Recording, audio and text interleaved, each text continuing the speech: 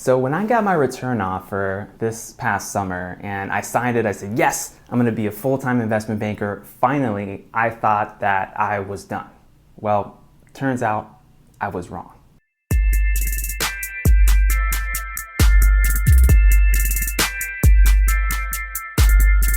All right, welcome to Investment Banking Insights. My name is Alex Mason and I am your host. Thank you so much for joining me. This is the show dedicated to helping you learn both the technical and non-technical aspects of the investment banking process. And I'm here today to talk to you about a subject I've never talked about before. Frankly, it was something that I didn't really need to think about early on in the recruiting process when I was studying my technicals, when I was learning about networking, when I was talking to bankers. I didn't need to know about this, but once you do get further down the line in terms of actually working as a full-time investment banker, you need to finish your FINRA requirements. And I'll explain all about what that means. In the United States, there is a governing body called FINRA, which stands for Financial Industry Regulatory Authority. And this is a not-for-profit organization that operates under the authority of the Securities and Exchange Commission, or SEC. Basically, there's over 3,400 broker-dealers in the United States, and FINRA's job is to make sure that they operate fairly and ethically so that investors are protected. So when it comes to letting professionals actually work in the securities industry, which is a way of saying like the finance industry in one way you could put it, there are a series of exams that professionals need to take. For example, if you want to become a stockbroker, you would take a Series 7 exam. That's one of the more common ones. But for investment bankers, there's other types of exams that you need to take. So let's talk about what those are.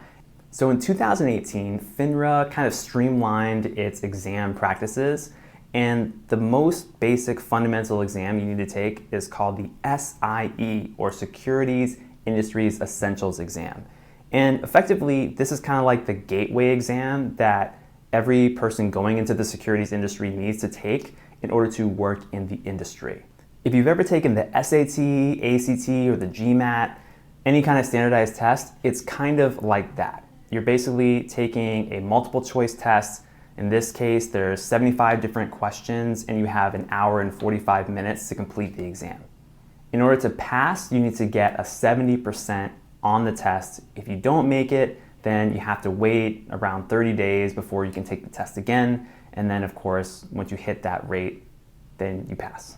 The good news about the SIE exam is that you can take it whenever you want. You don't have to have a job in investment banking yet in order to take this exam. You just have to be 18 years old or older and pay for the exam and take it. So this can be a great option if you are already really comfortable with your technicals, with your interview prep skills, but you haven't quite gotten the job yet. You can go ahead and spend time taking this exam, and it's good for 4 years. Another exam that you need to take in order to become an investment banker is called your Series 63. This is your Uniform Securities Agent State Law exam.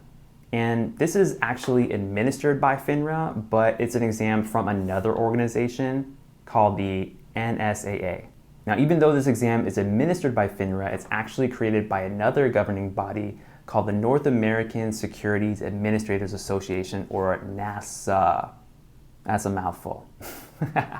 Basically, there's a bunch of governing regulatory bodies that create these exams, and this is a different one that works with FINRA. So for Series 63, you're not so much focused on the fundamentals, but you're looking at the regulations around specific laws. So the majority of states in the United States require the Series 63 exam in order to work as an investment banker. The good news is once you've taken the SIE, this one's a little bit shorter. It's only 60 questions, also multiple choice, and you do need to get above a 72% in order to pass it.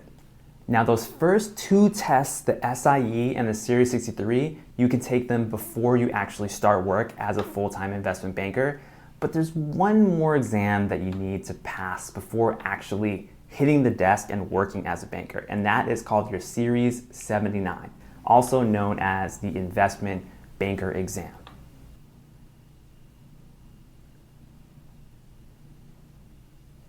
This exam is less focused on laws and regulations and more so focused on testing your ability to analyze and collect data, understand how different types of securities are issued, underwriting, M&A transactions, and that kind of activity. It's a little bit closer to the actual work you're going to be doing as an investment banker. So like all the other exams, it's also multiple choice. It's 75 questions and you need to get 73% correct in order to pass your Series 79.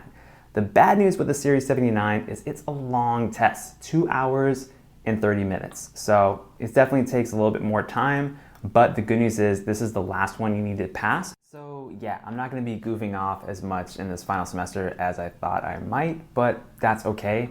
I see why these tests are important. The securities industry needs to be regulated at a certain level to make sure that companies are doing right by their customers and that there's balance within the system of the securities industry. So I see, as a soon-to-be investment banker, why this is important.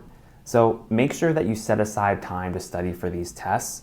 Like I said, the Series 79, you're going to be doing that on the job, so it just kind of is what it is. But for the other two tests, if you have time while you're still in school or beforehand, make sure you take the test. They're not too expensive. They're under a couple $100s each. I think one is significantly cheaper than the other, actually. So look into it. You can just look on FINRA's website and yeah, get going with studying. One thing that I will note is, I'm really grateful because like if you're in school, for example, if you're in an MBA program and you're preparing for those first two tests, the SIE and the Series 63, your investment bank may actually pay for you to do the training materials. Actually got some training materials courtesy of Lincoln International.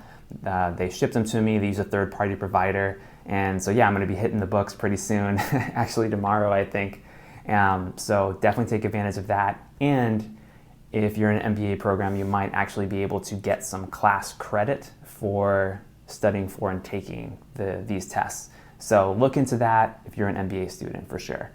That's all I got for you today. Hope you enjoyed today's episode. If you have any comments or anything you want to learn about the investment banking process or things you think that I can help you with, leave a comment here on YouTube. That is the best, most visible way for me to see what you're thinking and to help out. All right, thank you so much and have a great day. Bye.